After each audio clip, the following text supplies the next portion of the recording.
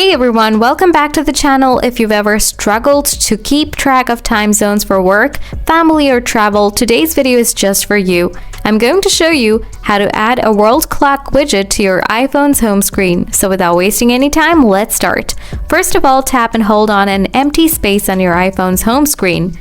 After the edit button pops up at the upper left corner of the screen, tap on. Then hit the add widget from the pop-up menu.